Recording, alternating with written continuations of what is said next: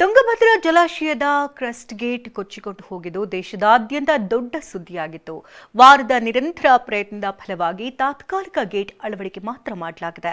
ಇನ್ನೊಂದು ಕಡೆ ಜಲಾಶಯದ ಎಲ್ಲಾ ಗೇಟ್ಗಳನ್ನು ಕೂಡ ಬದಲಾವಣೆ ಮಾಡಬೇಕು ಅಂತ ತಜ್ಞರು ಹೇಳ್ತಿದ್ದಾರೆ.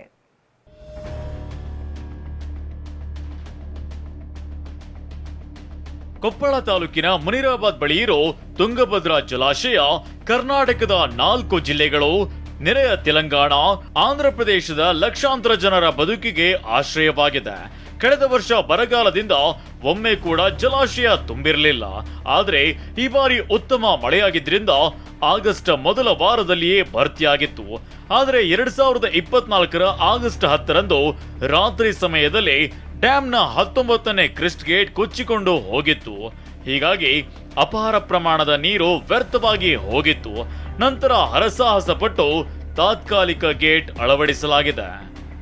ನಿಮಗೆ ಉಬ್ಬಿದ ರಕ್ತನಾಳ ಅಂದ್ರೆ ವೆರಿಕೋಸ್ ವೇನ್ಸ್ ಸಮಸ್ಯೆ ಇದ್ದಲ್ಲಿ ಫ್ರೀ ಡಾಪ್ಲರ್ ಸ್ಕ್ಯಾನಿಂಗ್ಗಾಗಿ ಹಿಂದೆ ಭೇಟಿ ಕೊಡಿ ಏವಿಸ್ ಆಸ್ಪತ್ರೆಗೆ.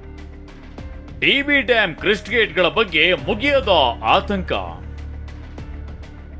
ಎಲ್ಲ 33 ಗೇಟ್ಗಳ ಬದಲಾವಣೆ ಬಗ್ಗೆ ಚರ್ಚೆ. ಯಾವುದೇ ಜಲಾಶಯದ ಕ್ರಸ್ಟ್ ಗೇಟ್ಗಳು ಚೈನ್ ಲಿಂಕ್ಗಳನ್ನ ಪ್ರತಿ 50 ವರ್ಷಕ್ಕೊಮ್ಮೆ ಬದಲಾಯಿಸಬೇಕು. ಆದ್ರೆ ತುಂಗಭದ್ರಾ ಜಲಾಶಯಕ್ಕೆ 70 ವರ್ಷಗಳ ಹಿಂದೆಯೇ ಕ್ರಸ್ಟ್ ಗೇಟ್ ಚೈನ್ ಲಿಂಕ್ಗಳನ್ನ ಅಳವಡಿಸಿದ್ದು ಇಲ್ಲಿವರೆಗೆ ಒಮ್ಮೆಯೂ ಬದಲಾಯಿಸಿಲ್ಲ. ಹೀಗಾಗಿ ಎಲ್ಲ 33 ಕ್ರಸ್ಟ್ ಗೇಟ್ಗಳನ್ನ ಬದಲಿಸಬೇಕು ಅಂತ ಚರ್ಚೆ ಎದ್ದಿದೆ. ಈಗಾಗಲೇ ತುಂಗಭದ್ರಾ ಜಲಾಶಯದ ತಾಂತ್ರಿಕ ತಜ್ಞರ ತಂಡ ಕಳೆದ 2 ಬಾರಿ ಡ್ಯಾಂಗೆ ಭೇಟಿ ನೀಡಿ ಪರಿಶೀಲಿಸಿದೆ. ಕೇಂದ್ರ ಜಲಶಕ್ತಿ ಆಯೋಗದ ಅಧಿಕಾರಿಗಳ ತಂಡ ಕೂಡ ಕಳೆದ ವಾರ ಜಲಾಶಯಕ್ಕೆ ಭೇಟಿ ನೀಡಿ ಸ್ಥಿತಿಗತಿ ಅಧ್ಯಯನ ಮಾಡಿದೆ.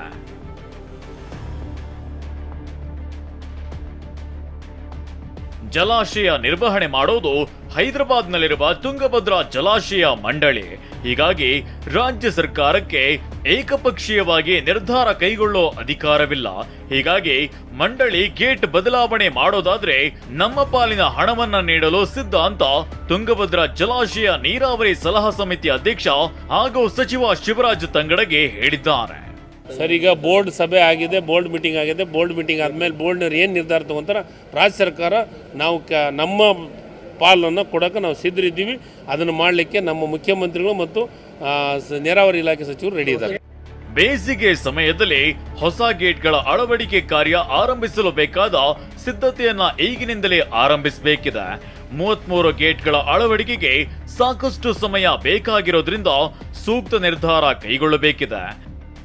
ಸಂಜಯ್, ಟಿವಿ9 ಕೊಪ್ಪಳ.